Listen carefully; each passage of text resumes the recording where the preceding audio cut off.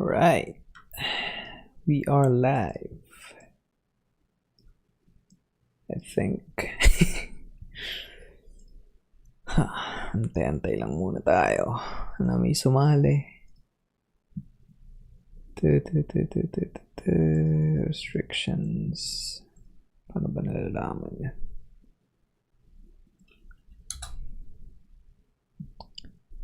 Share.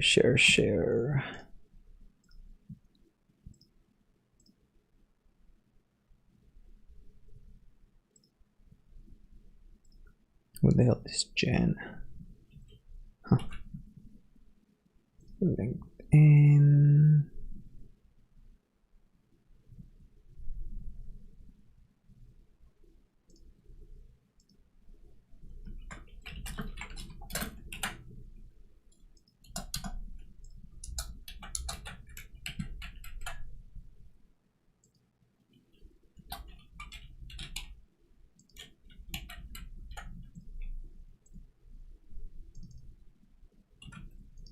Wala pang tao ah.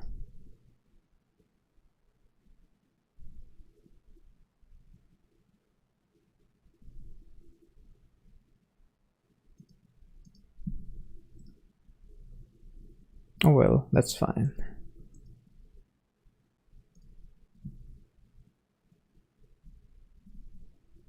Confident portfolio? Wait.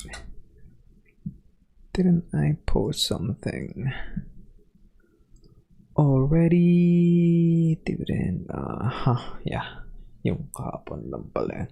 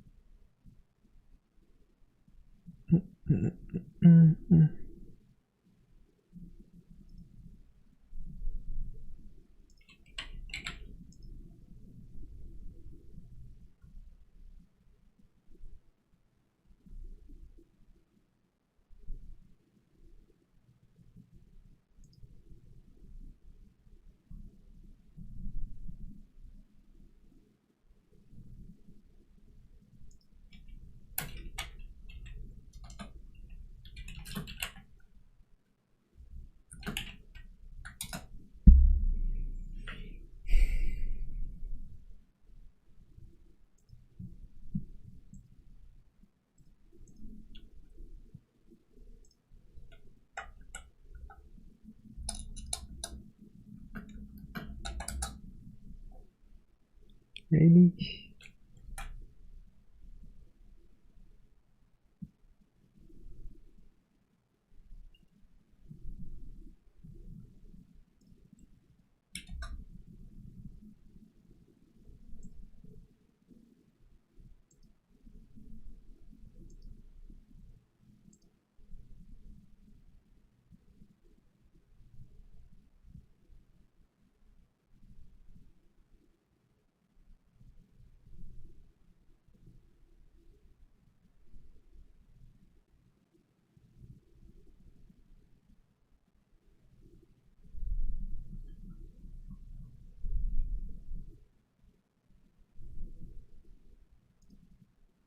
Not sure kung mafo-flag to sa stream, but let's try. It's part of an explosion in the market for NFTs, digital tokens that prove ownership of things like digital art that you can't even touch. The center of this virtual gold rush is Mike Winkelmann, better known as Beeple. Like, I never thought I could sell my work like this. Then he heard about NFTs. Kind of late September, early October, People kept hitting me up being like, oh, you gotta look at this NFT thing. 2 months later, he netted $3.5 million selling art backed by NFTs. Definitely just like mind-boggling. In March, Christie's, a 225-year-old auction house that previously only sold physical art, Previous in the collections of 3 kings of England at 90 million. auctioned an entirely digital Beeple for millions of dollars. Is it a bubble? shit. I think there is a very good chance. There could be a bubble. So why are NFTs and digital art getting so expensive so quickly? The speculation in this market is so wild that when a $95,000 Banksy was burned and then resold, it raised a staggering $400,000 as an NFT. We sort of value things. It's like if everybody wants it, well then it has value. I mean, what makes a Louis Vuitton purse have value? It's just brown like leather purse. To understand who pays, it's important to understand NFTs. So it's sort of like saying, do you think a web page is valuable? Well, I don't know. It could be. NFT stands for non-fungible token, essentially a digital signature backed by blockchain technology that proves ownership of something. Unlike Bitcoin, which are all identical by design, NFTs are unique. To some degree, what NFTs offer for sale is the idea of scarcity. It's possible to buy a token that represents art in the physical world, but NFTs also back digital assets like an image or even a tweet. The current bid on Jack Dorsey's first tweet is $2.5 million. This cat meme recently sold for $600,000. Last week, Logan Paul made over $5,081,490 selling digital trading cards of himself known as NFTs. For Beeple, his daily dedication to his craft helped drive his popularity as he posted art he created from his home in Charleston, South Carolina. Crazy. So May 1st, 2007, I started doing a sketch a day, every single day, start to finish. And year after year, Beeple gave them away and built an audience online. Sharing my stuff and sort of putting it out there, I think, actually makes the stuff more valuable because it makes it more popular. His rise to broader fame as an artist happened seemingly overnight. Back in the olden days of 2020, Beeple's NFT-backed Crossroads sold for $66,666. Oh my god. Oh my god, I sold a piece for $66,000. It was just like insane. In December, Beeple sold $3.5 million worth of art in one day. On February 26th, Crossroads resold on this worth of art in one day. On February 26th, Crossroads resold on the secondary NFT market for $6.6 million, of which Beeple got 10%. And so now, fast forward 4 months, and it's like 6.6 million. It's just like, yeah. Are we still on? I'm not sure. Wala pala yung window ko. Wait, what?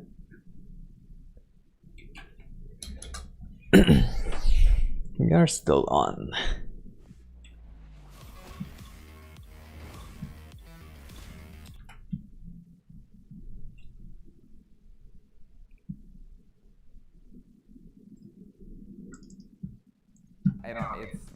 It's a lot. It's a thing. I don't know. Then in March, Christie's sells the 5,000 image montage by Beeple for nearly $70 million. That makes Beeple the third most expensive living artist in the world. It's like, okay, now the next thing happening, now the next thing happening, the next thing happening. And it's just like, you know, now today's show coming, okay. His work can also cross into topics that can be offensive or provocative. So is Beeple trolling us with his art and with this idea of selling something you can get for free off his Instagram? So I'm like, okay, well that's, you know, not a totally invalid argument. What can I do to sort of like nullify that, you know? This idea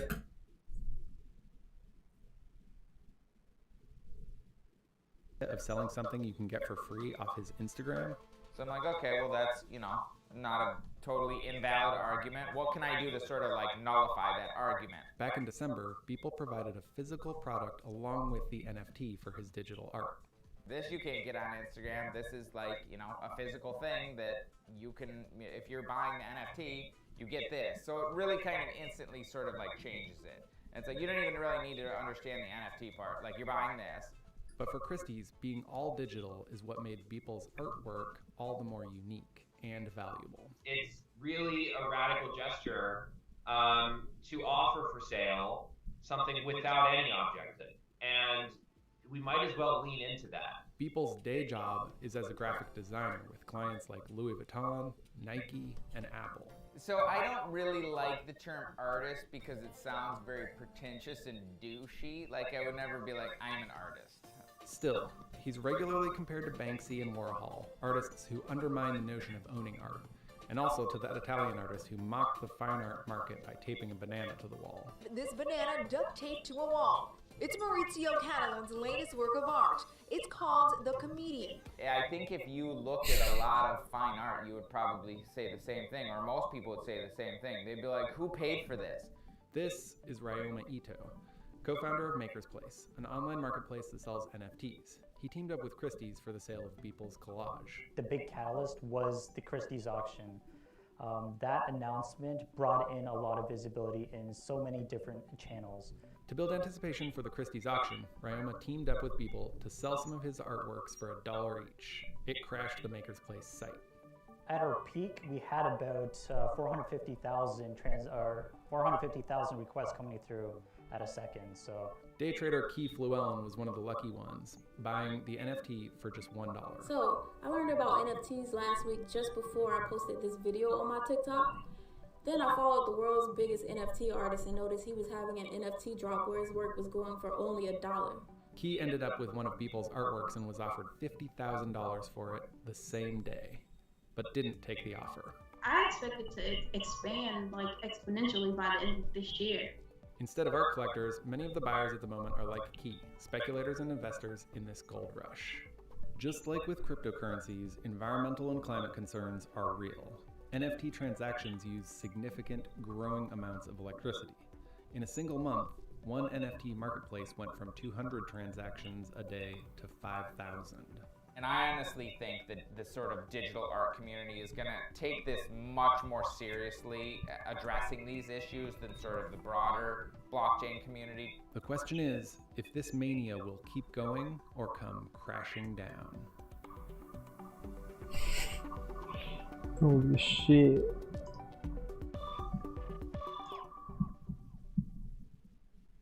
Alright, so it's time to review some financials. Ayala Land.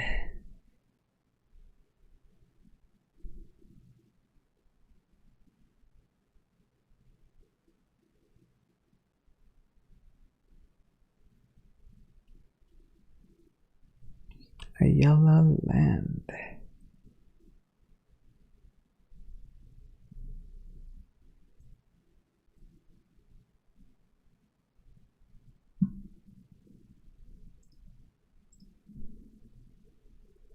Para saan yung button na yan?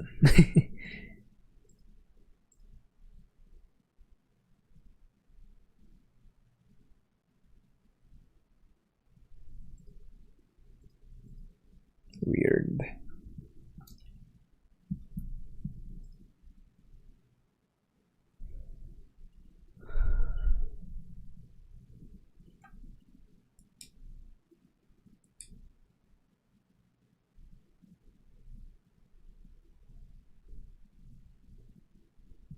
Sakit yung mata ko sa ilaw.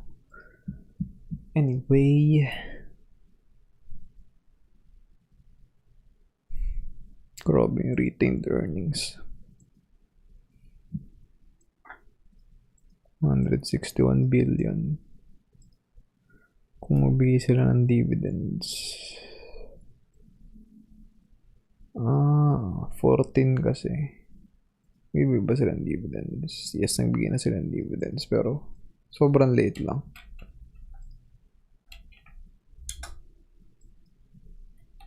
Multiply mo sa 14, 7, 20, 3, 9, 5, 5, 9, 9. So, nasa 1.9 billion lang. Halos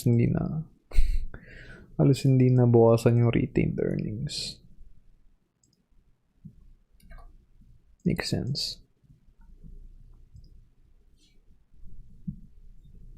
Annual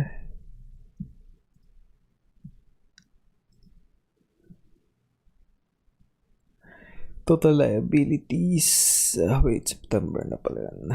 Kumikita naman sila. Kaso, down siya compared to last year. Kasi last year, 33. Grabe. Grabe.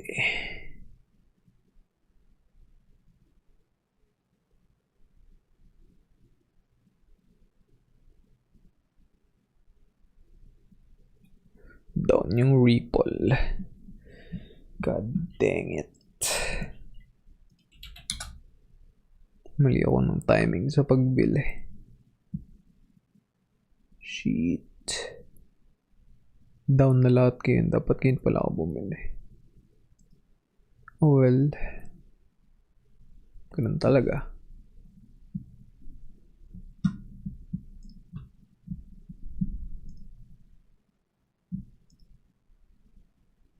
Grabe, sobrang layo from 33. Pero at least may income pa rin sila.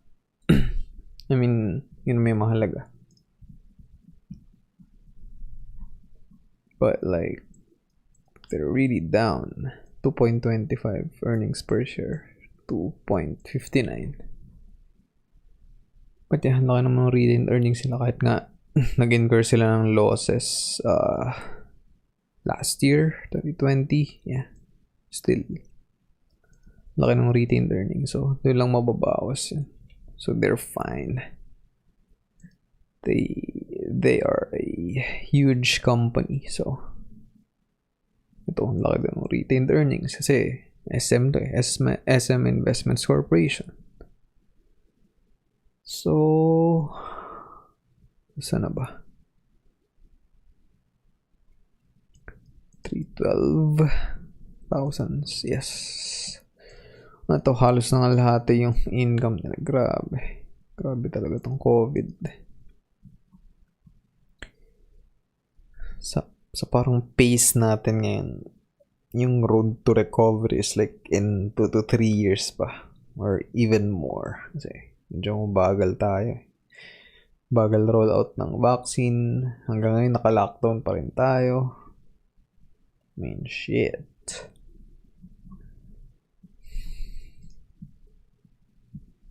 Converge. Wow, lumaki yung income nila this year. Well, I think nag-grow na rin kasi yung market share nila eh. So I think that's normal. And this might increase pa din like the next couple of years as their market share increases. Pero like sideways lang nagtitrade yung kanilang stocks, which is I think yeah, normal lang din naman. But looking at the financials, malaki yung potential nilang mag-grow, lalo na like nag-expand sila outside Luzon. So I think that's a good thing. So from 0.31 naging 0.61. Retained earnings is 7.1 billion. Hindi naman sila nagbibigay ng dividends, Peso. That's fine. Ipon-ipon lang. Boy, teas. Okay. Yung full nila is laki din ng retained earnings. Malaki talaga yung retained earnings ng mga like big companies. Like large market cap companies. Hindi sila nagbibigay ng magandang dividend si Aboitiz, pero maano pa rin yung ano nila, retained earnings mataas pa din. Yeah. And yeah, they're down. Not really, well, it's big pa din. 5-ish billion compared to last year. So, yeah. 2.35 and 1.71. And then Arit. Okay. Ito 90%. Tama ba? 90% ibabalik yung what do you call this? yung 90% ng income nila is ibibigay pabalik sa kanilang mga stockholders. Yun yung parang rule or law for what do you call this? For REITs. Yeah. So, yun. Ba't ganun yung boses ko? Parang ang weird niya yan. Parang I don't know. Hindi ko naman sinasadya na maging ganun, but fuck. Kakaiba yung boses ko today. Parang pause na ewan. Anyway, hello. God damn it. Mega World. So yung retained earnings is like, yeah, it's big then. Ganun talaga yung mga large market cap companies. But medyo nag-dip talaga yung prices. So I can vaguely remember nung bumili ako December 2018, mataas pa siya ng konti. Wait, what? 2019 April 1. Come on, bro. Oh, yan, diba? So, dito dapat ako nagbenta. But syempre, ang goal ko naman is to like buy and hold lang. And then, this happened. Parang na-foresee na siya yun. Nag-peak, tas yan. Medyo down yung trend. And syempre ito, talagang bumagsak na siya kasi medyo takot na yung mga investors because of COVID. Like, December pa lang alam na naman na may COVID, and like, the governments didn't pay attention to it that much. Alala, hindi maging malaking threat, no? Lalo na sa atin, like, parang tinitreat lang siya as Oy, Jared, hello. Magandang hapon sa'yo. Tinitreat lang siya as flu lang, something like that, but so naging dos lang siya nung March 19 and 20. Grabe. Well, it's at 3 point something na ngayon, so that's a good sign. And yeah, taas nga ng retained earnings sila, and at least kumikita pa din yung company na to. Aboy tease.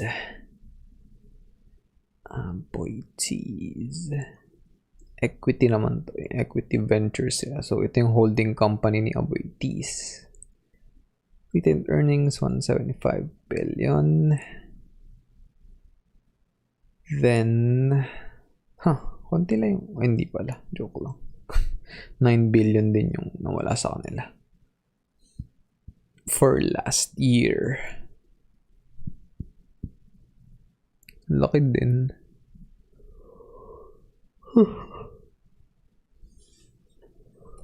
But yeah, the good thing is like they're still making money. So I think hindi naman malaking issue yun. Like, yeah, magre-recover lang this year and next year, the next couple of years, to like go back to this figure or like even more. So yeah, kailangan lang mag-adjust talaga sa bagong normal natin. So si SPC, so ito yung kagandahan like sa mga power corporation and stuff, yung mga utility, like they don't really lose that much kasi essential sila. So yun yung parang magandang pag-invest on like something staple and something that's essential na yes, meron silang competitor kasi tingnan natin yung company list, di ba? Lagyan natin industrial and then electricity. Yan, di ba? Marami sila. Pero like may kanya-kanya naman silang kumbaga parang niche or like market share or may parang geographical lang sila, parang focus, di ba? Yung Meralco, di ba? Karamihan lang is nasa Luzon. Then iba yung nag-handle sa Visayas and sa Mindanao. Then yun. Okay din itong si Aboitiz and si AC Energy kasi nagfo-focus sila sa green source ng electricity. So they're going green, and like hopefully the next couple of years like 50+% ng operation nila is powered na by renewable energy. So I think that's good. Tagal na pala nakalist nung nung AC Energy. Ang bago-bago pa is si Aboitiz Power. Okay. So ito, I'm staying away from like these petroleum kasi hindi sila renewable. So pagka nawala yung like yung gas and shit, yung petrol, then it's gone. Kaya like ulit, mag-pump or like kung paano ba ginagawa, kinukuha yung like gas and shit. But yeah, yun. So I'm like betting on ASEN, Aboitiz, and SPC mainly. And syempre Meralco, you can't like bet against Meralco. I don't think you'll lose.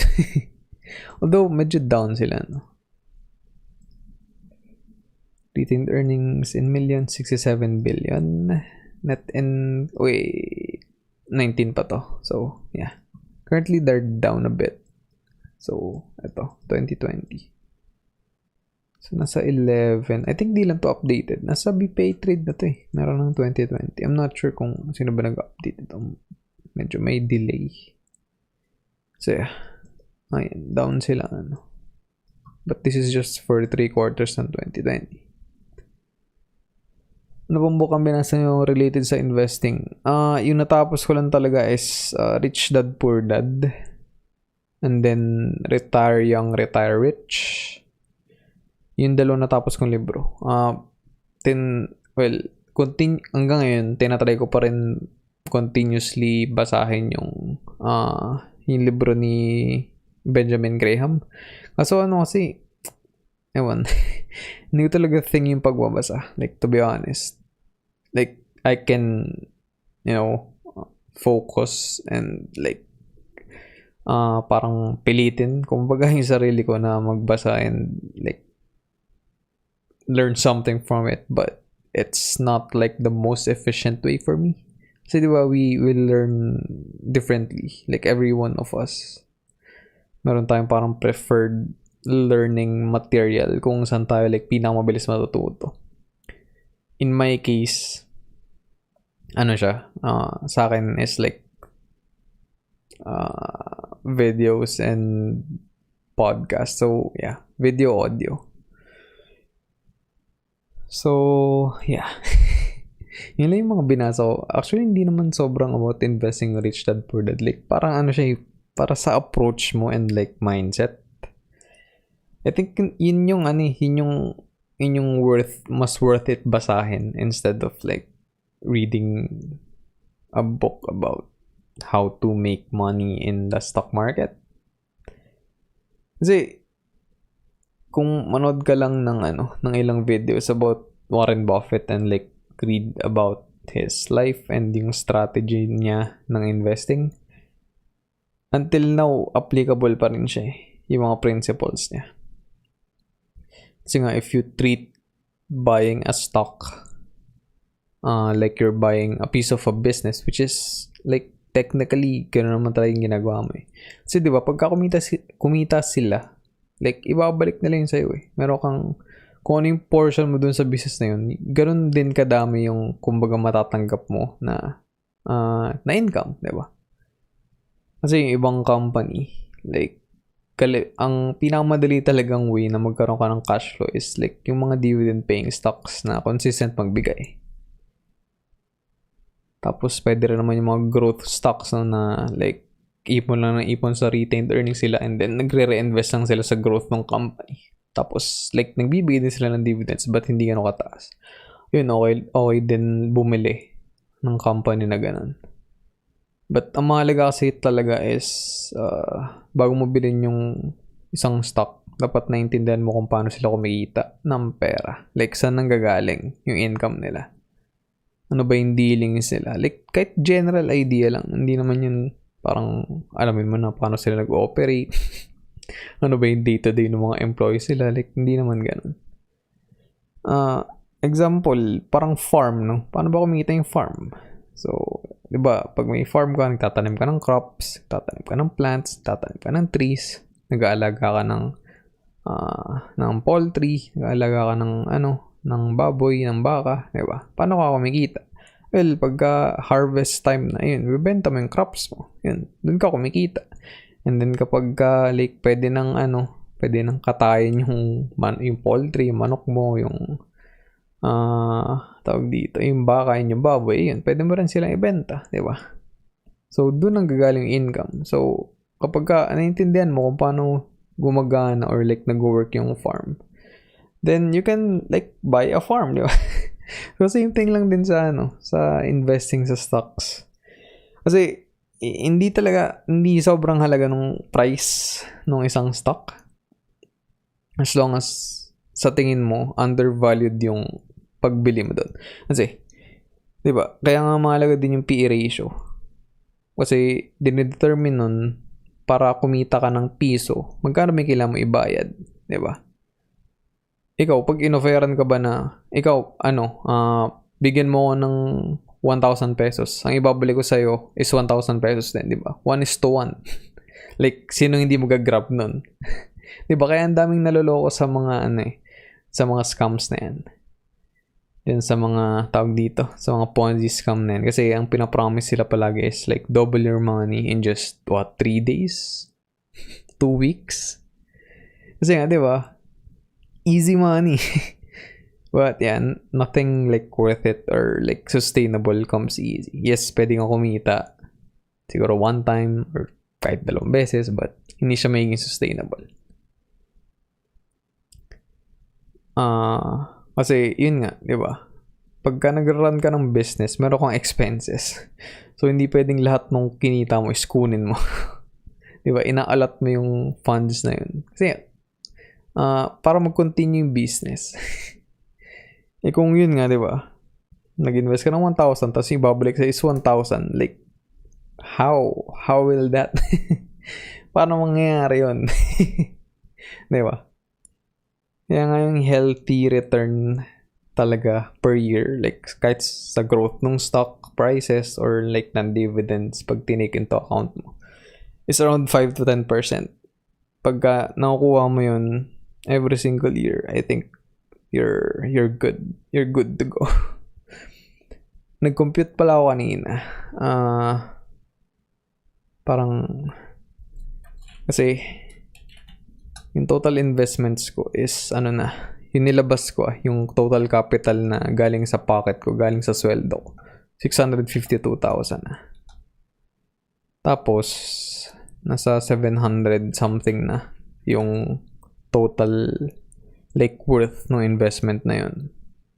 So 752 minus mo lang yan, nasa 100,000 na.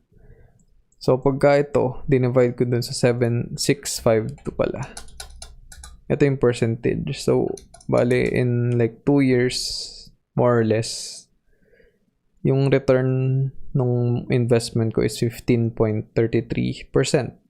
Round up, 15.34%. So, it's not really that bad.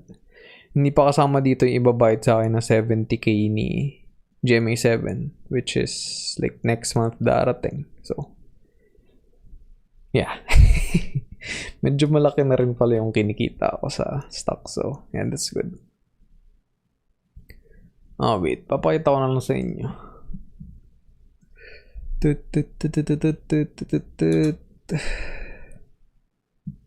Para meron kayong like sort of reference. Hide.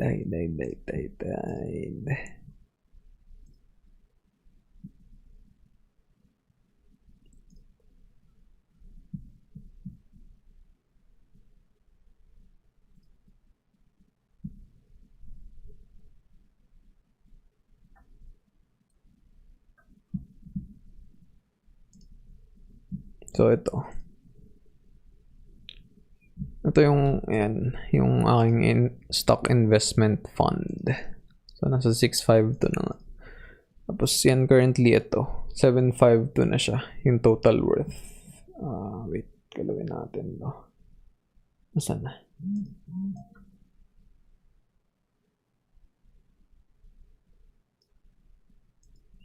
Yan. So, nagsimula ako. Actually, 2018 dapat to. Pero dito ko na lang nilagay kasi naman mag-add pa ako ng isa pang column. Lalo pang dadami. So, magiging parang ano lang. Irrelevant.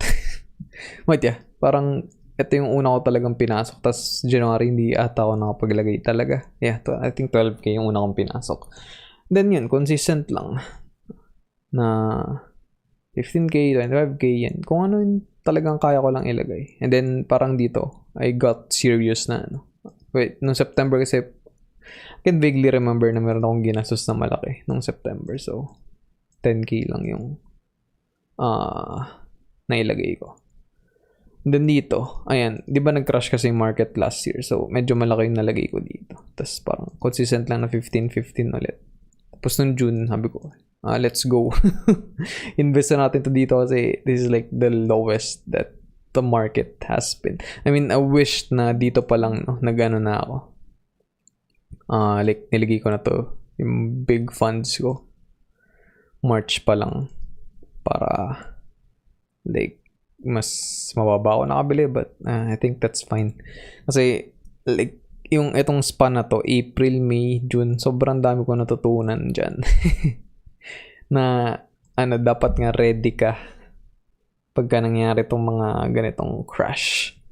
I mean, sa current market ngayon, I think discounted pa rin sila. Ang dami pa rin stocks na hindi nag-full recover. And one reason behind that is, syempre, kung may COVID pa rin, tas ang bagal ng vaccine natin, then yung political climate is hindi maganda. So, ganun. Then, ito, August, September, kasi ito yung time na maglilipat na ako. So, nag-iipon ako. So, hindi ako nakapaglagay masyado. Tapos, October nga 4K lang. Ito yung nakalipat na ako. And then, sabi ko, may natira akong konting pera. Invest ko na. Then, November yan. Nagbukas kasi akong call. So, kailangan ko talaga maglagay ng pera doon. Then, December, and then yung 13th month ko, hindi ako nakapaglagay. Kasi, January din may ginastos ako kasi nagbuo ako ng bagong PC. Kasi kailangan ko na talaga yan. And ayun, tas yan, Feb, March, and April, medyo lumalaki na ulit yung na-invest ko. But yeah, yung sa budget ko ngayon, kaya kong mag-invest 15 to 20K. Depende dun sa expenses ko each month, which varies kasi. Yeah, may mga parang staple ka na kailangan mong bilhin. Like, di ba, toilet paper, mga sabon, and all that. Eh, hindi mo naman yun like binibili like every month eh. Kasi nag-iisa lang naman ako and hindi man ako like sobrang magastos sa mga ganong bagay. And yeah. Ayun. Wait. Yan. 7.5 doon na siya in total. And syempre hindi naka-take into account dito yung ano no, yung volatility ng market. So ito is like yung total cost ko lang. Yung total na nailabas ko. And then lahat ng dividends and ng capital gains na nakuha ko. Tapos tingnan nyo, diba? Ito is magka-combine na dividend payments and capital gains. Noong 2019, yan, hindi ako nagbenta ng stock nito. So purely dividends lang to. 2018 2020 medyo lumaki siya. Karamihan puro dividends lang, then may konting capital gains. And then ngayon pumalo talaga ng maganda yung kita ko kasi nga, 'di ba nag-crash yung 2020. So ngayon nagbenta ako ng ibang stocks na pinagkakitaan ko na rin. Capital gains na rin yun. Kasi may mga niliquidate ako na ibang stocks na hindi naman sobrang ganda ng dividend yield. And yan, parang nag-decide ako na pwede namang less than 10 lang yung hawakan ko na stocks na puro consistent dividend paying stocks. And then, benta ko na lang yung mga yung mga stocks na parang na-FOMO lang ako dati kaya ako binili. Kasi, ito, tataas pa to ng sobra. Ito, mababa ngayon. So, ayun. Well, may mga solid naman na stocks. Like, katulad nito, di ba? JFC. 11K na capital gain. Yung isang malaki is, what you call this? Nasaan na? Ito, LTG. May mga losses din, no? I mean, tinik ko na yung loss na yun kasi para makaposition ako kay GME7. Then ito, GME7 capital gain din. Diba? From time to time, hindi naman like laging hold lang. From time to time, pwede ka rin mag-take ng profit and then re-enter lang yung market. Parang ginawa ko sa GME7. Benta ko ng konti, then like nag-re-enter ako sa market, tapos nakita ko, uy, tumataas lalo. Tapos yung average price is mababa naman. Then, okay, sige, benta ko pa ng konti yan. So, ganun lang siya. Pero yung main thing talaga is like you have to stick with the stock that you purchased. Kasi, lalo na kapag bumaba, di ba? Yung iba kasi yung mentality nila, pagka bumaba, uy, cut loss na ako kasi para ma-minimize ko yung yung losses ko. Well, kasi yung trader mentality, which is, I don't really like blame them kasi wala, yun talaga yung nila eh. Yun talaga yung trip nila eh. That's like their bread and butter, no? Yung trading. So, ba't na message retracted? I'm not sure. So yeah, ganun lang talaga yung nila. Yung parang mga principles nila. Kapag bumili ka ng stock, tas parang mali yung entry mo, no? Mali yung prediction mo. Then you have to exit and then take the losses. And then kailangan mo maghanap ng panibagong opportunity to like magandang entry and then magandang pagtaas. Wala naman kasi talagang like makapag-predict niyan. Yes, meron technical analysis. Yes, meron mga parang patterns and all that. But the market will behave kung paano man niya gusto mag-behave. Like, walang may kaya mag-predict niyan. Okay. Yes, yung mga tumatama, no? Pero it's not very sustainable. Like, you can't say na at this moment, bababa yung prices niyan. Tapos biglang puta, bumagsak. You can't do that. Like, speculation lang talaga siya. And siguro, yes, tumatama sila kasi sobrang daming practitioner nung like ways nila ng trading, di ba? Like, dito, mag-entry na ako. Yun, syempre, ang daming bumibili kasi ang daming nakakita nung parang pattern no, na, this is a good time to buy. Tataas yung stock prices. It's wala, nanghuhula lang talaga. I mean, I'm not hating on them, but it's not my cup of tea. Hi sir, if I sell all my shares after X date, will I still have dividend for the shares I bought before the X date? Yes. Pero kasi pag nagbenta ka sa mismong X date or after the X date, the prices will drop. In-explain ko na yun sa isang video, but bigyan ko na rin kayo ng isang juicy na paint illustration. Dami naman nag-notif. Mamaya na kayo nagsistream ako. Okay, ayan. So, for example, merong isang stock, sabihin natin si ABC stock. ABC stock. Si ABC stock is nagtitrade at currently nasa 100 pesos per share siya. So yan, okay. Medyo mahal siya, 'di ba? And then nag-announce siya ng dividends na 5 per so sabihin natin 5 pesos per share. 5 per share. So that is 5%, 'di ba? So, ang tendency ngayon ng market, kapag ka ito in-announce, like for example, sabihin natin, ngayon in-announce, so that is 416. Pagka patak ng trading hours sa 419, ang tendency ni ABC stock is mag-trade siya, mag-open siya at 105. That is the normal thing or reaction ng market. Kasi, magbibigay siya ng dividends na 5 pesos. 5% yun. So, ibig sabihin, itong value na to is like, para siyang underpriced, no? Pero, no one knows that kasi, hindi pa naman na-announce yung dividends since in-announce nga lang siya at this time. So, today. So, ganoon yung nangyari sa di ba? Sa GME7. Nagtitrade siya at around 7.48. Then, the next day, yung unang trading parang nag-open siya 8.45, something like that. So, kung ano yung igagalaw ng stock price in relation siya dun sa dividends. Yes, pwede kang mag-dividend play, but more often than not, like, it's not worth it. Kasi, bukod sa magbabayad ka sa tax, na medyo malaki din naman, kasi sales tax na yan, yung parang dividends na nakuha mo is maglalaho lang. Diba? Kasi, example yan, sabihin mo, 100. Di ba, pag bumili ka naman ng 100 pesos na stock, hindi naman automatically 100 pesos lang yung babayaran mo kasi merong fees. May commission si BPI Trade. Merong SCCP fee and all that. So, sabihin natin yung maging net mo is 102. Diba? Hindi. Parang masyado mataas. Sige, sabihin mo ng 101. Diba? And then, yun nga. Dito tumaas siya. And then, gusto mo pang bumili ng mas madami. So, naging parang pag bumili ka ng 105, naging 1.6, 106 na yung ano mo. Yung tawag dito. Yung average price mo. And then, pagka X-date na, bumagsak siya. Naging 99 na lang. Diba? Lugi ka pa.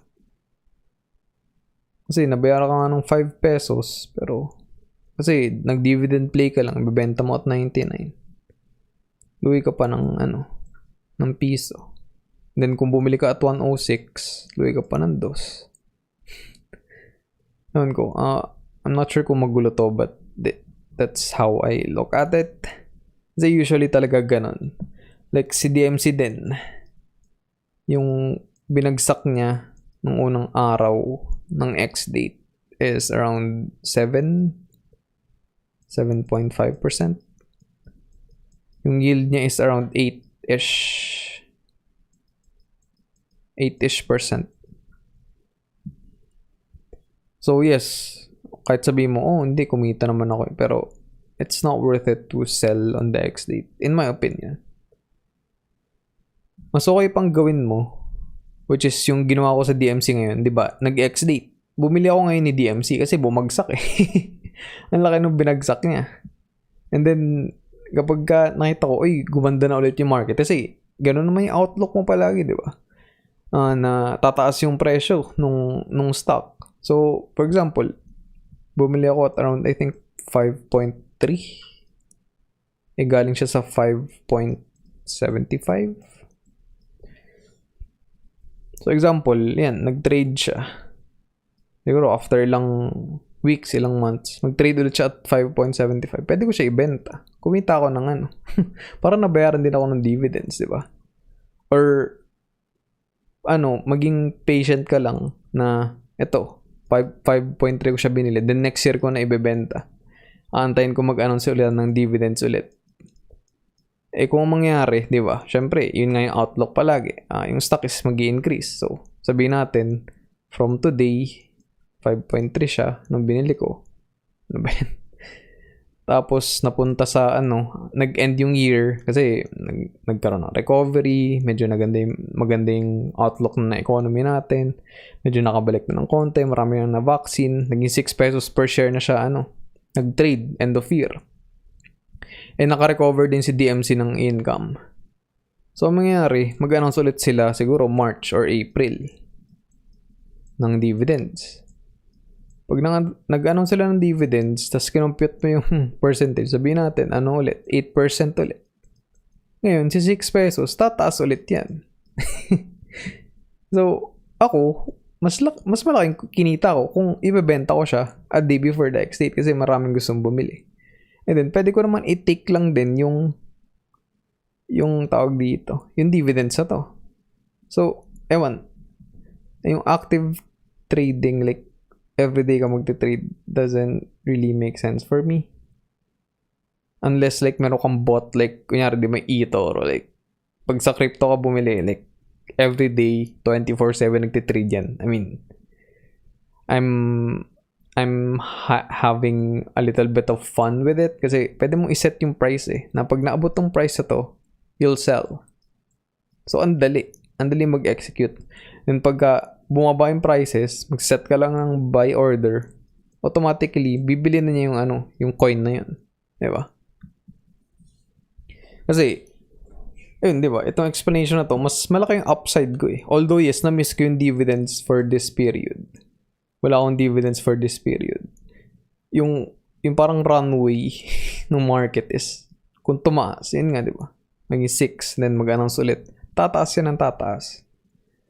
And then, I have the option nga and the flexibility to take the dividends na 8% or like hold. I mean, hindi pala. Hold ko yun, tapos kukunin ko yung dividends or sell it, di ba? Kung may makita ko mas magandang opportunity. Like, for example, nagkasabay ulit sila ni GMA7 and then si GMA7 is 15% ulit yung ibibigay na dividends. Then, I would sell this stock. Bakit ko ipagpapalit yung 8% sa 15%, di ba? And which is highly likely na mangyari na ganun ulit yung ibigay nila dividends next year. But, of course, don't quote me on that kasi pwedeng bumaba din yun. What are your thoughts on CLI stock dividend? Ano maganda, play, hold, or sell on X date? Well, yung stock dividends kasi nila is 123%. So, basically, doblehin nila. Yung ano, para na silang nag-stock split din eh. So, bababa yung presyo niyan for sure. I'm not sure kung ano yung magandang play. To be honest. I mean, you can... Kung gusto mo on the safe side, you can sell half. Like right now. And then like, kaya mo mag-play out yung kalahati kapag nabigay na yung stock dividend. But yeah, I'm not sure. Kasi, yun lang yung nakikita kong tendency. Bumaba yung presyo kasi like, that's 123%. Kapag ka meron kong 1,000 shares, bibigyan ka ng 1,230 shares additional. So that's like, parang dinoble mo yung stocks mo, ano. I mean, solid yun kung hindi bumaba yung prices, but I don't know. Parang ma-dilute kasi yung, yung market nung sa stocks na yun, di ba? Sabi mo meron kang 10 billion shares. Dinagdagan mo ng 123%. That is crazy. Sobrang dami nun. Much better ba to use the cash dividend to buy pagbaba ng stocks after X date? Yes. In my opinion, yes. Kapag katulad nitong mga DMC, SEC, mga consistent talaga magbigay ng dividends. Like the past 5-10 years, nagbibigay sila ng dividends and then okay yung retained earnings nila. And then, what they call this?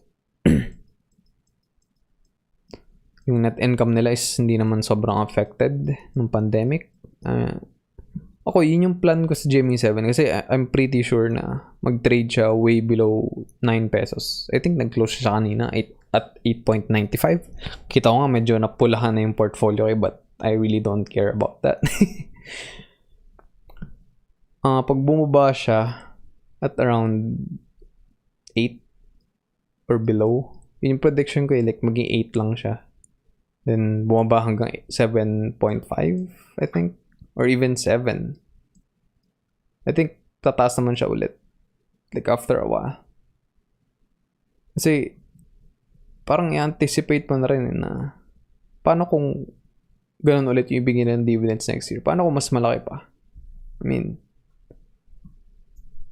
and before pa naman kasi mag-announce ng dividends yan, si GMA, nasa 7.48 na talaga sila. So, ito nga yung ito rin yung parang missed opportunity ko. May time kasi na ang laki ng earnings ko with LTG and JFC so medyo naging stubborn ako na hindi ako nag-take profit. So, yeah. Isang mali ko rin yun. Dapat nung parang nasa 100k na yung earnings ko, unrealized profit, I should have taken some and then reinvested back kay GMA7. I think nasa lang siya dati. 5.8 per share. So, mas solid yun, no? But, it's fine kasi lahat naman itong mga experiences na to is may natutunan ako. So, yun yung gusto ko dito. Okay, bago tayong file, no? Gulo na eh.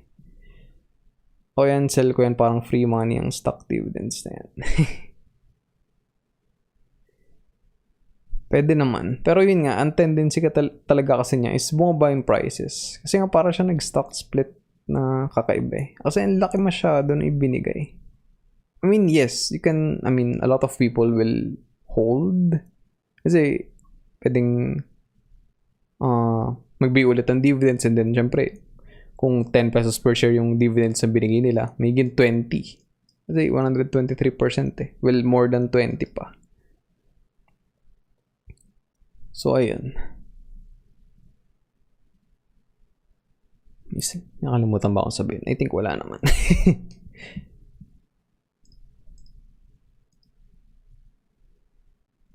If may questions pa kayo, let me know.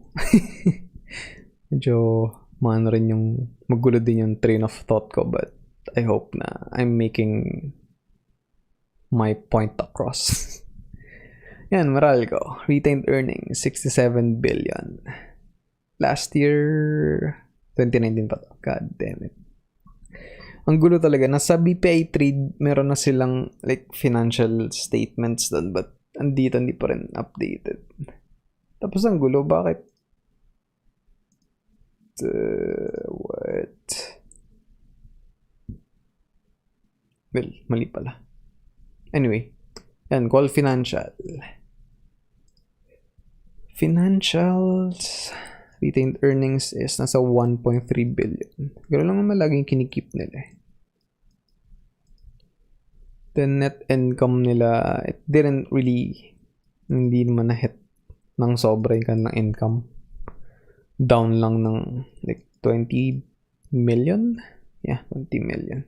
Kasi, diba na sobrang dami rin like naging interested sa stock kasi halos lahat is like nasa bahay lang and walang magawa. So nga, medyo na-hype yung market kasi bumaba nga ng sobra. And a lot of people are preaching na it's a good time to buy. Isa na ako doon.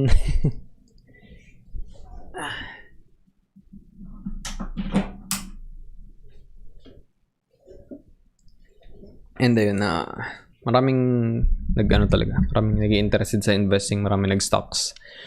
A lot of people earned some money, a lot of people lost some din. So, yeah. Make sure alam nyo yung kung ano yung binibili nyo. No? Kahit pa i-recommend ko yan, i-research nyo pa din. And make sure na naiintindihan nyo yung business and how they make their money.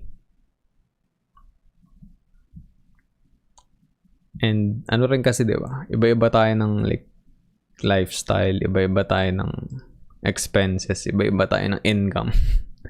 So what I'm doing might not be applicable to you. So yun lang yung masasabi ko, yun lang yung parang 2 cents ko about like investing. Like, make sure that you understand what you're buying. So, sobrang dami talagang investment vehicles na pwede mong bilhin and pwede mong pag-investan.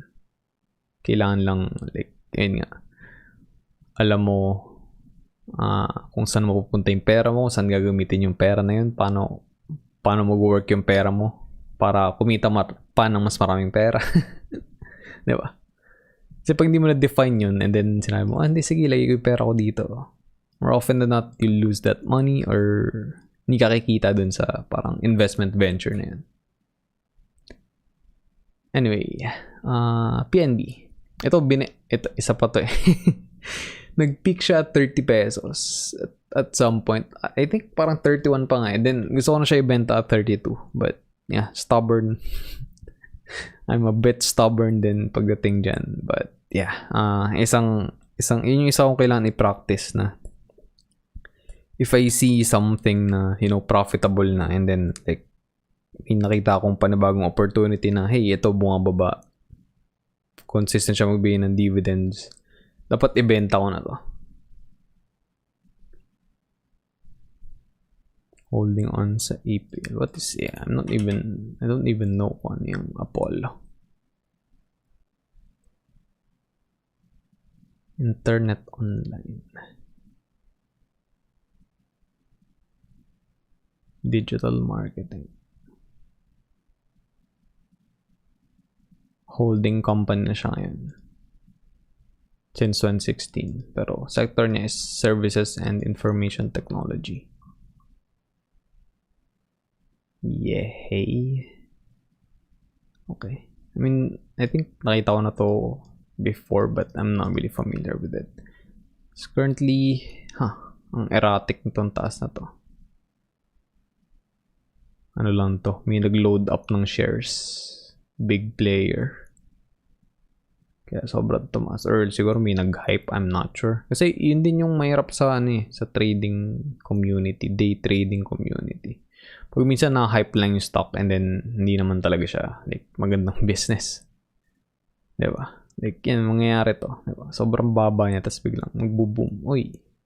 And then yung ibang hindi naman nakapag-research, nakita lang sa YouTube, nakita lang sa Twitter, nakita lang sa Facebook. Uy, bibili ako nito. Bumili siya at this price point. And then kinabukasan, boom, bagsak na.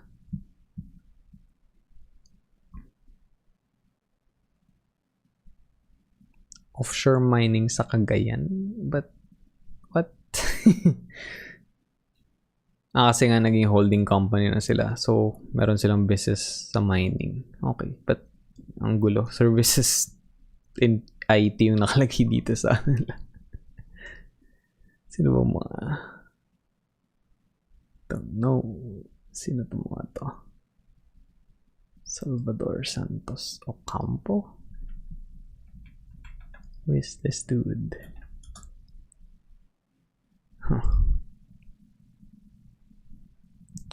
Ito din yung hindi ko mga binibiling stocks eh. Like, pag hindi ko kilala yung yung leadership, I mean, I'm hesitant to. Unless, like, hindi ko lang talaga sila kilala. Then, ang kilala ko naman is yung company. Pang trader stock ang API. Yeah, I believe so as well. Kasi, parang penny stock to eh. Tapos, ayun, diba? Ito yung mga nangyari nga, pag na-hype nga yung stock, sobrang tataas, and then, bam, daming mawala ng pera. But anyway, if that's your thing, then go lang. As long, yun din naman yung yun din yung parang sinasabi ko kahit kanino. Pagka nag-enjoy ka dun sa ginagawa mo, pagka nag-enjoy ka sa trading, sa trabaho ng trading, sa research, diba? Technical analysis ka, nagpa-fundamental analysis ka din. Then every single day may plano ka, mag-execute ka. It's stressful in my opinion, okay? Pero if yun yung parang nagpapatik sa'yo and if you enjoy doing that, then go for it. I'm happy for you kung ganun yung kung parang ganun ka naka-wire. But for me, it's really not for me. Yun lang talaga yung natripan ko ng eToro kasi andali niyang gamitin, andali mag-trade. So, I made some money from that na rin. Nasa $81 ng kinita ko this week. So yeah, I will see kung anong mangyayari dun sa laro ko na yun. And then, financial reports. Okay. Shit. So, ito pa lang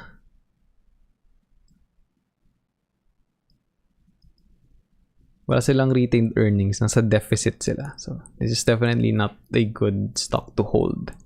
In my opinion, of course. Opinion ko lang naman yan. Tapos, hindi sila kumikita for 2 years. Tapos, wala silang revenue.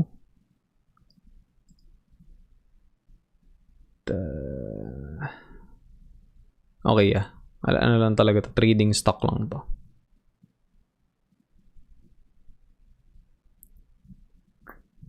I mean, it can be like a potential growth stock, but yeah, kailangan mong silipin yung parang cash flow nila. Pero dito kasi yung tinitingnan agad eh. Like, nasa revenue. Saan galing yung nila? Saan galing yung income?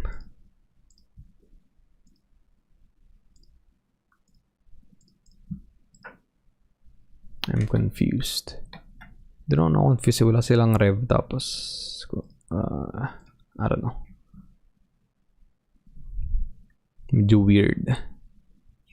And, so, dito, retained earnings sila is, I mean, not earnings, deficit is 97.2 million pesos. Same last year, 86. So, wala silang nire-report na revenue. So, paano? How? Tapos may expenses sila. What? Okay. Basa tayo ng konti dito. Okay, skim lang. Ayun, wala talaga silang revenue. Pero may admin cost sila. What?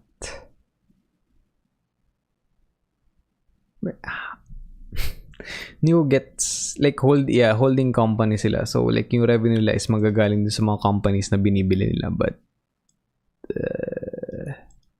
wala silang kinikita.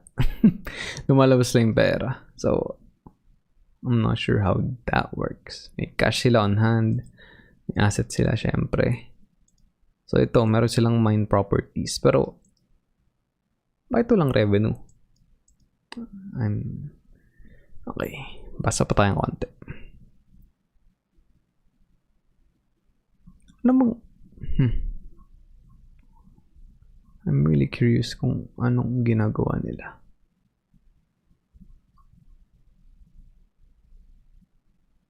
So, sir, what do you think about ASIN in the long term? I think it's a good stock. It's a good growth stock. Actually, may position rin ako sa ASIN. Kakabi ko lang kanina. Yung pinagkakitaan ko sa GMA7, pinambili ko na nun. Yung portion. Then yung iba is pinang-buyback ko nga lang din ng GMA7. Although tumaas yung GMA7 average cost. Okay lang yun. Pambibili ko lang din naman ng GMA7 pa. Ulit yung bibigay sa akin na dividend. So, ma-average out na rin yun. Kasi maganda yung maganda na yung parang outlook or yung potential income nila in the future. And then isa nga sila sa mga companies na gustong utilize yung renewable energy, so they want to go green. So yeah, I think sapat na yun para like ilagay ko siya sa portfolio. Maliit lang naman, nasa 2,000 plus shares na yung binili ko. So that's around 16-ish K. Yeah. Malit lang din yung capital ko, but yeah, we'll see kung magdadagdag pa ako. But sa ngayon, yun lang yung binili ko. Since yun lang yung kaya, yun lang yung budget. Okay, nasa na tayo?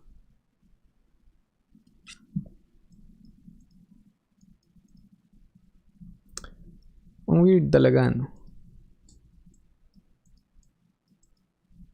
So, may gen add cost sila. Paano? Assets.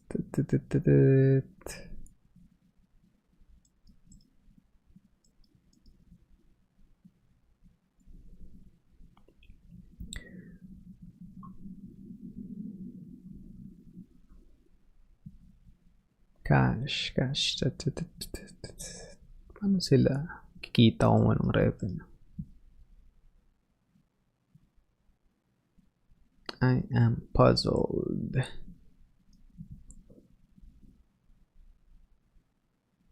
Cash flow nila from operating activities. Loss for the year before tax, 11 million.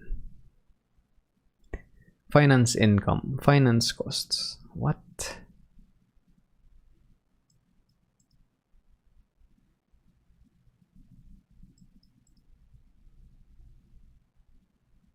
Yung cash flow nila is negative din.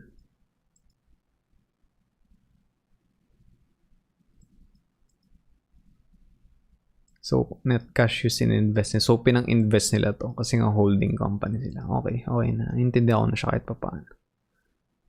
Cash flows from proceeds from loans and borrowings. Interest paid. So, bawas din yun sa cash nila. Blah, blah, blah, blah. Okay. Hindi ko pa rin gets paano sila kikita ng pera. Pero, ganoon lang yung pagkakaintindi ko. Kasi pag holding company ka, bumibili ka lang ng businesses. And then, syempre, kapag for example, 50% mo ino-own yung business na yun, 50% ng income nila is like, you're entitled to that. So, I think ganoon nag-work. But, hindi ko pa siya like fully naintindihan. try ka din ba mag-gold ng dito, CME sir? What do you think po in the long run? Hindi. Hindi ako bumili ng dito kasi nga mas trip ko talaga yung mga dividend paying stocks. And I checked their financials the past 5 years, hindi sila kumikita. Although now, yes, kumikita na sila. Pero, yeah, maganda siyang growth stock. So, if I were you, I'll allot some capital. I mean, nasa reader ko na rin siya. Kasi medyo okay yung 2020 for them. Kahit pa paano kumikita. Although kasi, di ba ito? Period ended 2019. Nung 2019, for 3 quarters, meron na silang net income ng 50.4 M. Yeah, million lang. Pero nung natapos yung taon, net losses pa rin sila. Then yung retained earnings sila is 899. Although yes, may retained earnings naman sila. And then nga, maganda yung outlook ng 2020 but hindi pa complete. So, pwedeng ma-reverse pa to kung marami silang like losses or expenses na na-incur ng 4th quarter ng 2020. Which was what happened nung 2019. But yeah, I think medyo bumaba yung price niya. Nasa 10.70. Ang weird lang dito is yung mga executive nitong dito, nagbenta sila at this point.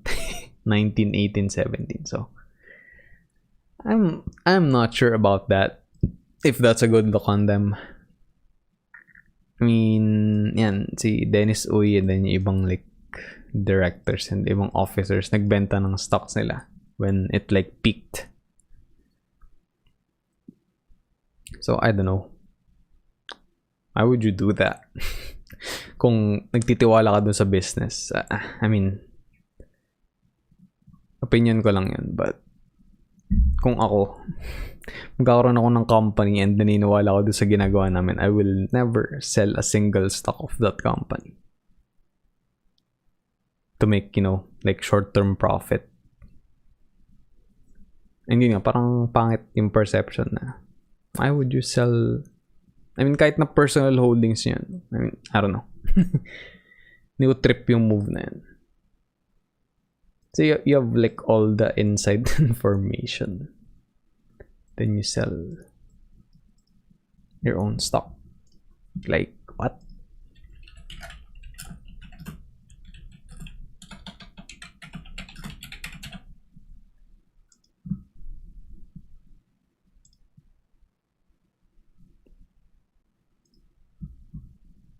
Ayan.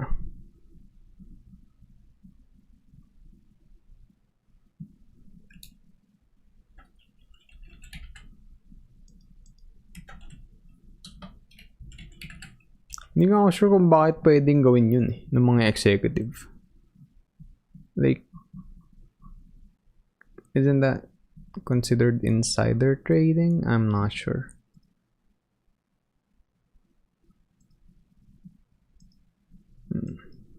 Nag-crash. Diba yan? Mali naman yung nitong Rappler. Other officials also sold at around 18 pesos per share. So, malamang magka-crash talaga yun. So, I don't know. Hindi ako, yeah, I'm willing to buy dito. Parang konti lang, but hindi siya magiging malaking part ng portfolio ko. Kasi, parang kung gano'n lang ulit yung mangyari, bumili ako ng stock and then, like, parang titiwala ka na, yes, magkakaroon ng growth yung company. But, medyo shady yung moves nung executives nila. Yeah, I don't know. Hindi ko siya marirecommend like 100%. And parang na rin di ba? Like, yes, parang siya 1 peso lang siya nung parang start in 2020 and then kahit dumating ka nga lang sa 10 pesos kung nag-invest ka ng 100,000 pesos nagka 1M plus ka na, di ba? So you missed that parang boat, no? That ship has sailed and kung ngayon mo gustong bumili, I think na-FOMO ka lang na, you know, kung mayari kasi ulit yun, di ba? Yung mga 10x yung pera mo, yung stock na to. Ang ibig sabihin nun, itong 11, anong presyo na? Itong 10 is making 100 now, which is highly unlikely to happen in like a span of 1 year. I mean, kung mangyari man yun, then, yeah, good for the investor. But, I doubt it. Kasi ito, yung pagbenta, pag-unload nila, ito yung correction. Yes, may mga kumitang may mga kumita ng pera, but karamihan, lalo na yung mga nagsisimula pa lang na maging parang retail trader or nagsisimula pa lang mag-invest, and then yun nga, parang nagustuhan nila yung dito kasi bagong player, ganyan-ganyan. Tapos ganun yung ginawa ng XX na sila yung malaking stockholder, syempre. Malaking epekto yun pagka nag-unload sila ng shares. And ito kasi, nasa 29 billion yung market cap niya. Then 2.8 billion yung outstanding shares. So kung magiging 100 man yung presyo niyan, grabe, 200 na? Magiging 280 billion yung market cap niya. So, yeah, medyo matagal pa yun. I mean, pwede siya mangyari, no? Pero, you need to be patient about it. Para yung mangyari nila sa PLDT, diba? Sobrang mura lang ni PLDT dati. Like, 19 watt. Something. Kaya ba ng chart dito? Yak. Hanggang 2010 lang. Wait lang. Kuha tayo ng chart. Saan ba may chart? Chart. Call. Yeah, I think maganda yung charting ng call. I think.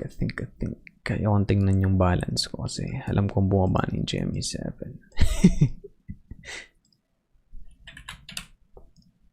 Mga gambala lang yung pagtulog ko mamayang gabi. 1 day. Wait, 1 month. Wait, what?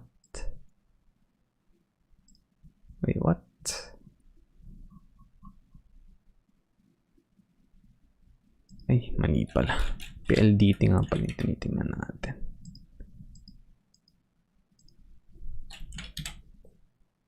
Wait, what?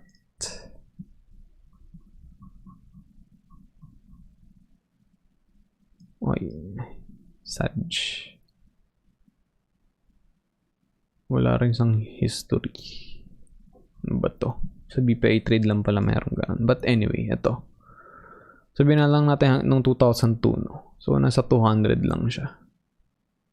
And then, umabot siya like more than 10x in like less than 10 years. Then, yun, syempre nag-crash ng 2008, recession. Then, naging bull ulit. Ayan, tama siya hanggang 3.4k. So, diba? It takes time. So, yung parang short bull run nitong si Dito it's hard to like imitate or do again.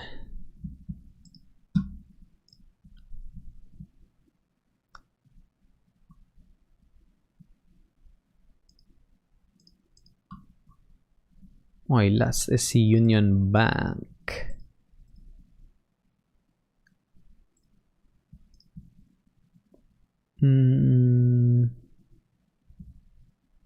Ba't wala silang assets? Weird.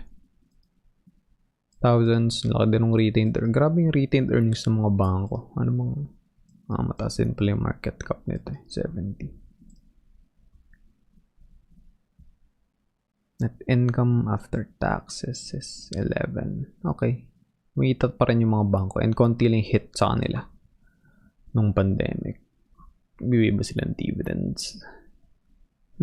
They gave dividends 3.5. I think nalagay ko to sa legit 5%. Interesting. But I think hindi ko maalala ko nalagay ko to dun sa dividend paying list before. Anong stock data? UPB.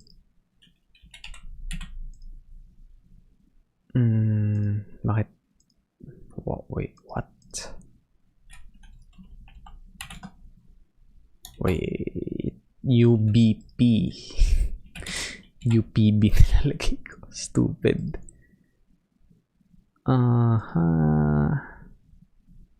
Hindi. 2020 lang lumaki yung nila. Yield nila. Yeah. Hindi rin ganun kalaki. Medyo tumaas yung dividend payout ratio, but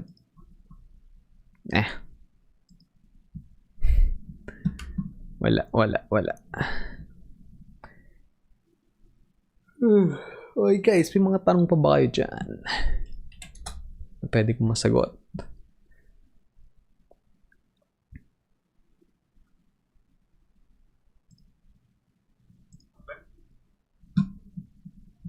Habang nag-aantay tayo, panoorin natin si Warren Buffett.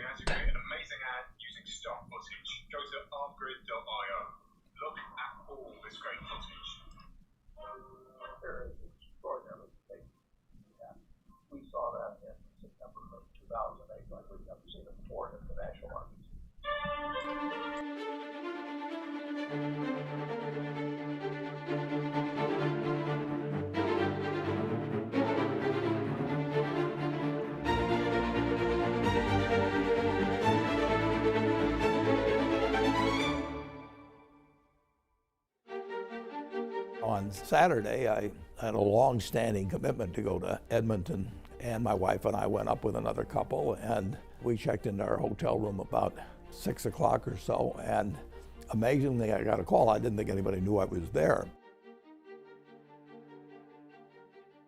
I said, I'm going to this performance with another couple. Send me a fax, describe exactly what you want, and tell me how much you will pay. So I came back from the performance, and no fax. And so I called the manager of the hotel. I said, there must be a fax someplace. And he said, no, there's no fax. And I couldn't figure that out. Well, they called me on a cell phone, which I didn't, I had a little flip phone, which I still have. And it was beyond my technical comprehension to figure out that's what they'd done, because actually they said they'd send a fax. And the following summer, I was arriving in Sun Valley with my daughter, and she said, there's a message on your phone. I said, I don't know how to bring it up. And so she brought it up for me.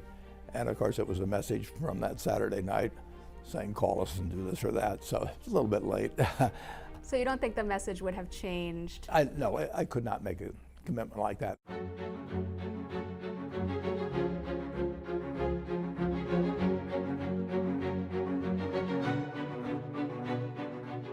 This is a 10K that Lehman Brothers, and this goes back a little before the panic. Lehman was looking for money at that time, and they approached Berkshire.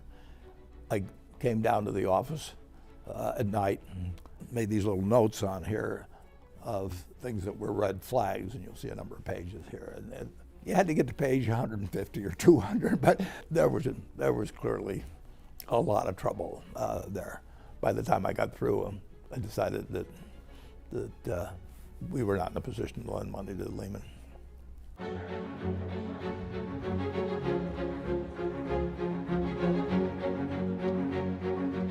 are you feeling? How do you think?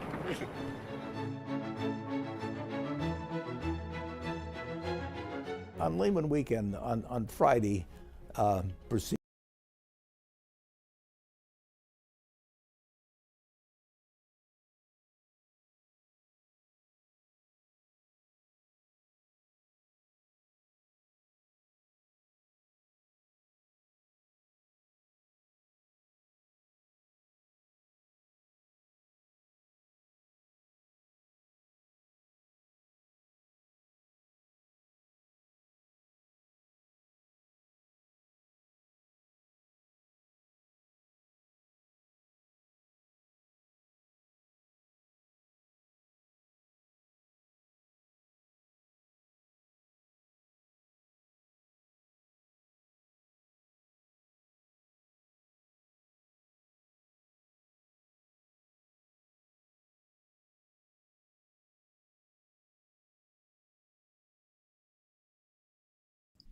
I'm sorry, nakamute pala ako.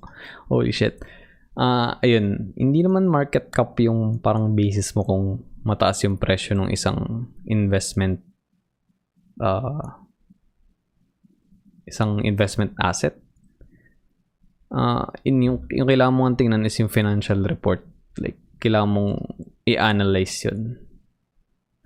Kailangan mong tingnan kung magkano ba yung kinikita nila, magkano ba yung like revenue nila, magkano yung expenses nila. Like, mas marami bang pumapasok kaysa sa lumalabas. Kasi itong mga REIT na to, 90% ng kanilang income is ibabalik sa mga stockholders. So, kung hindi sila kumikita, then anong mapapala ng mga shareholders dito? I think it's properly priced right now. Kasi ang daming nag-hype din itong like REIT na to. Kasi di ba parang yung in-job effect, no? Na parang lahat ng hawakan niya or may involved sa kanya is like going through the roof na sobrang naging successful. But I think sa climate nga nung economy natin and sa sentiment ng mga investors, parang hayaan lang natin yung REIT na yan. So hindi siya sobrang like highly traded, I believe. Hindi katulad nung A-REIT. Yung A-REIT, medyo ano siya, sobrang grabe yung fluctuations ng prices. Like yun, di ba? From 25 lang, 27, nasa 30 plus na ngayon, di ba? And then yeah, marami na rin nag-hold sa kanya. And ito, may financials na pala sila, nice. So yun, halos lahat lang yung retained earnings na yan is like, ano lang, ibigay nila sa mga shareholders.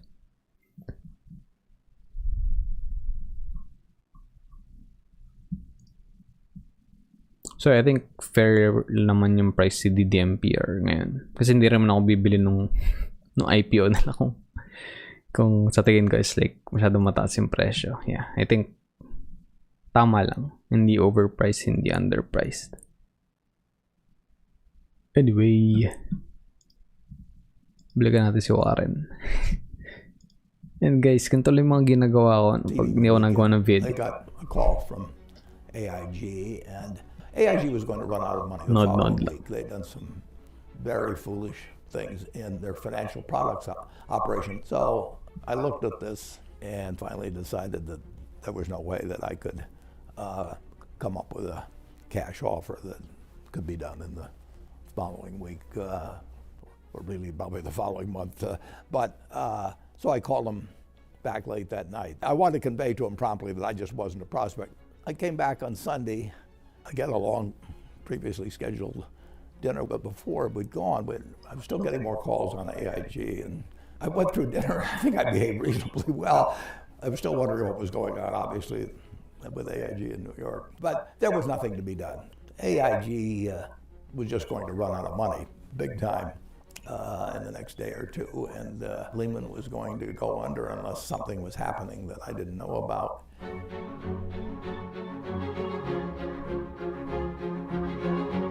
One of the lessons of the 2008 and 9 experience, well, really the 2008 experience, was the fact that every company in the United States was a domino, and those dominoes were placed right next to each other. So when they started toppling, everything was in line, and they were very, very close to it. And it's really like the old movies, you know, where there's a run on the bank. It's getting so darn his money ain't safe unless it's in his sock. If you have a run on a bank and there's a big line in front of the bank and you've got your money in that bank, you're going to get in line. And if the president of the bank comes out and says, our capital ratio is 13%, you don't care because, you know, you don't know what a capital ratio is, and you don't know whether he knows what one is, and you know he's probably lying to you. A company like Lehman or any major financial institution depends on people being willing to do business with them tomorrow and lend them money tomorrow and take their word the next day. And nobody has to do business with Lehman or any other institution. Once they lose confidence, it's all over. Kaya nabuo yung Bitcoin na gawa nito. Well, look, I'm in my trading den in the United Kingdom. I'm broadcasting to you in the Philippines from London. Our head trader, kaya nabuo yung blockchain kasi yan nga, di ba? binail out ng US government yung tawag dito, yung mga banks na na-bankrupt. So ayan, gusto nila maging decentralized yung currency or yung financial system.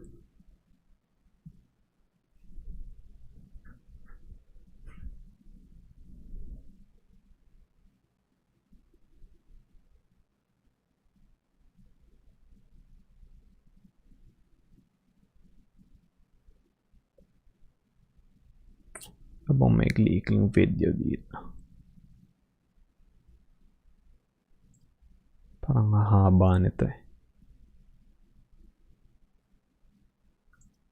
All that Ito, diversification naman yung panoorin natin. asset management, diversification, that's for idiots. Diversification, that's for idiots. Vacation, that's for idiots. Idiots. So I know what you guys are thinking here. Why does Mark Cuban think diversification is for idiots, and why do Warren Buffett and Charlie Munger agree with him? You guys might have seen that just like I did and think, I got a diversified portfolio. I'm not in 2 or 3 single stocks. I'm not in a couple of businesses only. I have over probably 30 holdings here in my Robinhood portfolio, and I'm very, very diversified. Why do these top investors that are extremely world famous think that my investing strategy might not be viable or smart over the long run? Well, that's what I'm going to go into in this video. I got a couple great clips of Buffett, Munger, and Mark Cuban all ready for you guys, all about why they think diversification isn't necessarily the smartest. By the way, kung di familiar dun sa mga tao sinasabi nitong nasa video, si Warren Buffett is yung isa sa pinaka-successful na investor sa buong mundo. So, yeah.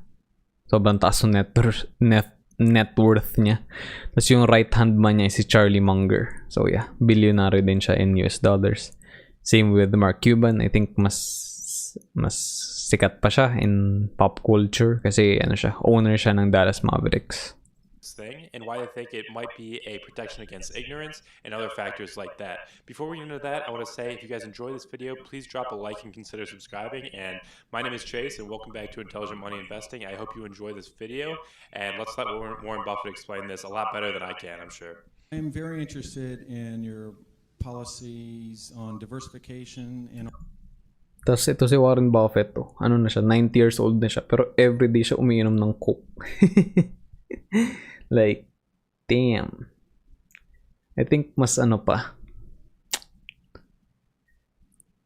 I think sobrang healthy nung mental state niya. Sobrang healthy nung mental health niya. Kaya kahit hindi sobrang healthy nung diet niya, nabubuhay siya ng sobrang tagal. And ayun nga, hindi siya sobrang stressed everyday. Ginagawa lang niya kung ano yung gusto niyang gawin. And yeah, hindi niya pinapanood yung market kasi alam niya na yung mga investments niya is like stable and it will do its job for him basically. Yeah, anyway. Continue tayo. Concentrate your investments, and I've studied your annual reports going back a good number of years, and there's been years where you had a lot of stocks in your marketable equitable securities portfolio, and there was one year where you only had 3 in 1987. So I have 2 questions. Given the number of stocks that you have in the portfolio now, what does that imply about your view of the market in terms of, is it fairly valued, that kind of idea? And second of all, it seems that whenever you take a new investment, you never take less than about 5% and never more than about 10% of the total portfolio with that new position. And I wanted to see if I'm correct about that. Yeah, well, on the second point, that really isn't correct. We have positions which you don't even see because we only listed the ones above 600 million in the last report, and obviously those are all smaller positions. Sometimes that's because they're smaller companies and we couldn't get that much money in. Sometimes it's because the prices moved up after we bought them, and sometimes it's because we may be selling the position down even. But so there's nothing magic. We like to put a lot of money in things that we feel strongly about, and that gets back to the diversification question. we think diversification is, as practiced generally, makes very little sense for anyone that knows what they're doing. Diversification is a protection against ignorance. I mean, if you want to make sure that nothing bad happens to you relative to the market, you own everything. There's nothing wrong with that. I mean, that is a perfectly sound approach for somebody who does not feel they know how to analyze businesses. If you know how to analyze businesses and value businesses, it's crazy to own 50 stocks or 40 stocks or 30 stocks probably, because there aren't that many wonderful businesses that are understandable to a single human being in all likelihood, and to have some super wonderful business and then put money in number 30 or 35. No extenders, no preservatives. San Miguel del Mar tuna, made from 100% pure tuna. Get 12 immunity and energy power-ups only from Enervon Active. On your list of attractiveness, and forego putting more money into number one just strikes Charlie and me as madness. And it's conventional practice, and it may, if all you have to achieve is average, it may preserve your job, but it's a confession in our view that you don't really understand the businesses that you own. On a personal portfolio basis, I own one stock, but it's a business I know. Unskippable yung ads niya. Pero 5 seconds lang naman so okay. Do I need to own 28 stocks in order to have proper diversification? It'd be nonsense. And within Berkshire, I could pick out 3 of our businesses, and I would be very happy if they were the only businesses we owned and I had all my money in Berkshire. Now, I love the fact that we can find more than that and that we keep adding to it. But 3 wonderful businesses is more than you need in this life to do very well. And the average person isn't going to run into that. I mean, if you look at how the fortunes were built in this country, they weren't built out of a portfolio of 50 companies. They were built by someone who identified with a wonderful business. Coca-Cola is a great example. A lot of fortunes have been built on that. And there aren't 50 Coca-Colas.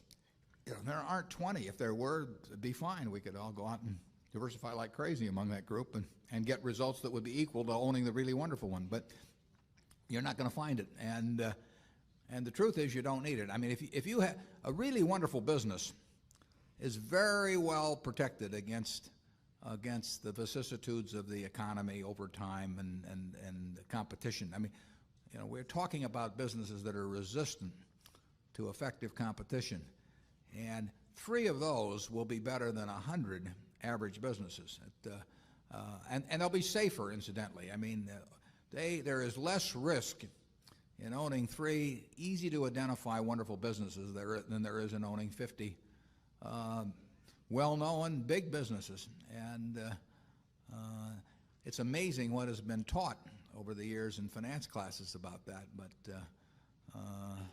I can assure you that I would rather pick, if I had to bet the next 30 years on the fortunes of my family that would be dependent upon the income from a given group of businesses, I would rather pick 3 businesses from those we own than own a diversified group of 50. Charlie? Yeah, what he's saying is that much of what is taught in modern corporate finance courses is twaddle.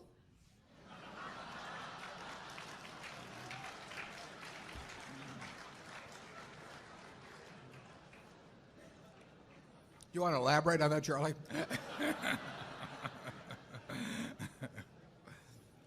You cannot believe this stuff. I mean, it's modern portfolio theory and... Stay connected, play games, and more when you buy load using Shopee Pay. On the Shopee homepage, tap load and bills. Select network. It has no utility. I mean, it will tell you how to do average, but I think anybody can figure out how to do average in 5th grade. I mean, it's just not that difficult. And it's elaborate, and there's lots of little Greek letters and all kinds of things to make you feel that you're in the big leagues. But there is no value added. I have great difficulty with it because I am something of a student of dementia, and I have. We hang around a lot together. And I can ordinarily classify dementia, on some theory structure of models, but the modern portfolio theory, it involves a type of dementia I just can't even classify. No. Something very strange is going on. If you find 3 wonderful businesses in your life, you'll get very rich. And if you understand them, bad things aren't going to happen to those 3. I mean, that's the characteristic of it. By the way, maybe that's the reason there's so much dementia. If you believe what Warren said, you could teach the whole course in about a week. Yeah.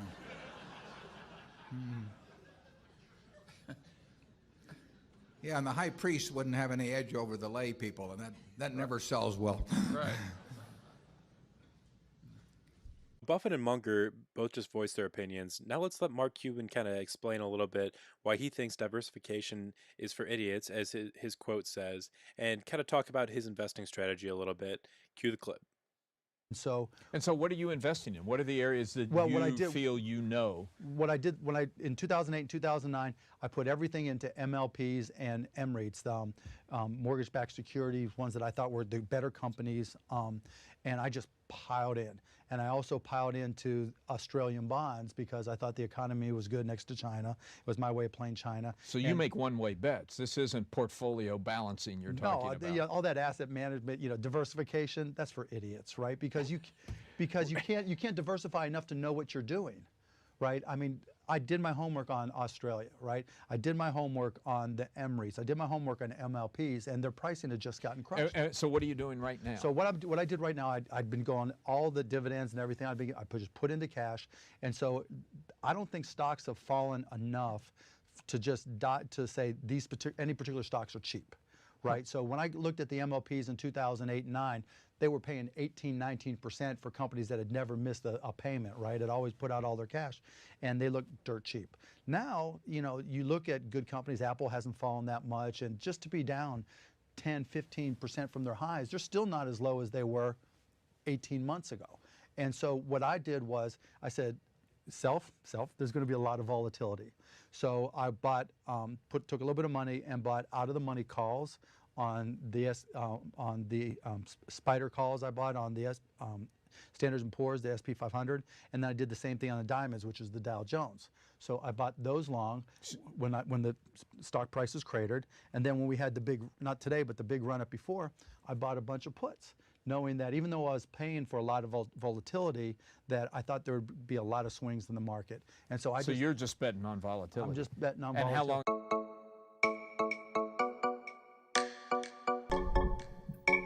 Solid. Okay. Guys, almost 2 hours na ako nagsistream. Yeah. Thank you sa mga pumunta dito sa stream natin. I hope nasagot ko yung mga tanong nyo. And yeah. Up na yung bagong video. May mga dividend stocks on. And marami rin akong discuss, no? Parang meron akong mga mini rant every stock na discuss dun sa bago kong upload na video kanina. So yeah, check out nyo yun kung gusto nyo. And I'll see you all sa Monday sa bagong episode. And yeah, next week ulit pagka nag-live stream tayo. Lagi ko namang pinopost sa community tab natin, no, yung schedule ng stream. So yeah, ready nyo yung mga tanong nyo. And I'll catch you guys later.